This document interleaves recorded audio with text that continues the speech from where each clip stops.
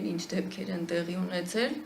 Զեկույցում մենք ներկայացրել ենք թվով 17 դեպքի արձանագրություններ, դրանք միայն վթարները չեն, հենց վտանգավոր իրավիճակներն են, որ ստեղծում են շարասյունը կամ ծառայողական մեքենաները։ Այս բոլոր դեպքերում որևէ մեկը չէր սպառնում վարչապետին, հակառակը սպառնում էին քաղաքացիներին։ Մինչև Սոնա Մնացականյանի այս վրաերթը մահվան եղել են էլի շատ տարբեր դեպքեր 19 թվականի փետրվարին, օրինակ արձանագրված մի կադր կա Ամիրյան փողոցի վրա, ինչու ես հատուկ առանձնացել եմ մի քանիսը մինչև Սոնայի դեպքը, որ հենց արդեն 19 թվականից, եթե հիշում եք, 18 թվականին այդպես քարոզվում էր, որ պիտի չշտապեն, պիտի զիջեն քաղաքացիներին, իսկ արդեն 19 թվականին Ամիրյանի վրա շարասան ուղեկցող այսպես մեքենաները կտրուկ շրջադարձ են կատարում, հոծ գծով, ինչպես տեսնում եք, այստեղ կադր եմ այստեղ առանձնացրել, եւ սա, եթե նույնիսկ այնտեղ ոչ մեկ չկար եւ որևէ մեկին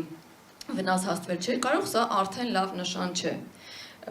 քաղաքացիների հանդեպ եւ ընդհանրապես մյուս վարորդների համար։ Մյուսը, որ տեղի ունեցել 21 թվականի մայիսին, սրա մասին իդեպ շատ չի լուսաբանվել, մենք այդպես պատահական իմացանք, բացահայտեցինք, որ այս վթարն է եղել կրկին շարասյան մեքենաներից մեկի մասնակցությամբ, որի արդյունքում Սավազգեն Սարգսյան եւ Խորենացի խաչմերուկում, որի արդյունքում վիրավորներ են եղել եւ մեկը բավականին ծանր վիրավորում է ստացել, ինչ որ կարծեմ երկար բուժվել են։ Մյուս կրկնվող հենց Սոնա Մնացականյանի դեպքից առաջ, մեկը մի տարի առաջ, հիմա ես կմիացնեմ, միգուցե շատերը արդեն տեսած կլինեն,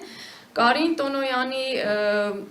տեղադրած տեսանյութում, ինչպես իրենք, եթե չեմ սխալվում, Սյունիք էին գնում, այդ ճանապարհին են հանդիպակաց դուրս գալիս այդպես կատաղի արագությամբ, եւս մի քանի քաղաքացիների արձանագրած, տեսագրած նյութերն են, հիմա ես կմիացնեմ, կնայենք։ Այս կադրը հրապարակել էր 5165 շարժման առաջնորդ Կարին Տոնոյանը 2021-ի հունիսի 15-ին, հայտարարելով, թե Փաշինյանի ավտոշարասյան անկանոն ու վտանգավոր գործողության պատճառով հրաշքով են փրկվել վթարից։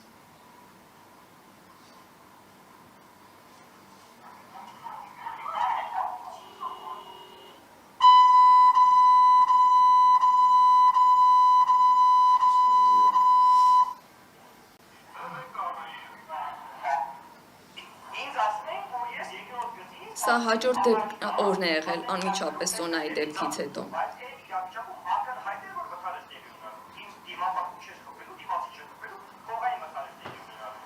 Աշոտը մեքենան տեղից չի շարժել, մնացել է կանգնած, ձեռքը դրել է ազդանշանին ու բղավել, որ մեքենայում երեխաներ կան։ Դրա արդյունքում վթար տեղի չունեցավ, այդ ոսկը, որ գալիս էր, ասում են իրանք մի քիչ դանդաղացրեցին իրանք արագությունը եւ հանգիստ փոխիկը մտավ։ Ոստիկանների հետ այս վեճի տեսանյութը հրապարակվել է ապրիլի 27-ին։ Քաղաքացին բողոքում է, որ վարչապետի ավտոշարասյան անձնակազմը վթարային իրավիճակ է ստեղծել անգամ ապրիլի 26-ի ողբերգական դեպքից հետո։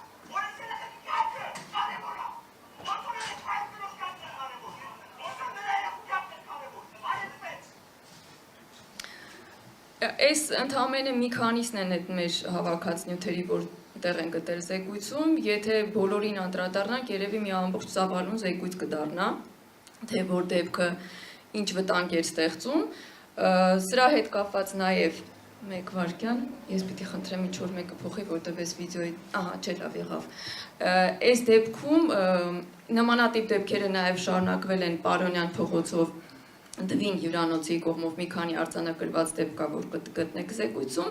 այնտեղ կրկին դուրս են գալիս հանդիպակաց գիծ, արագ սլանում են, այն դեպքում, որ դեռ երթևեկություն շարունակվում է, այնինչ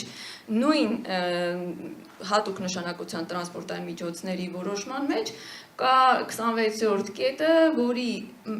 մեջ նշված է, որ պիտի դադարեցված լինի եւ համընթաց եւ հակընթաց երթևեկությունը, համոզված պիտի լինեն, որ դադարեցված է նոր, ընդ որում սա վերաբերում նեղ փողոցներին,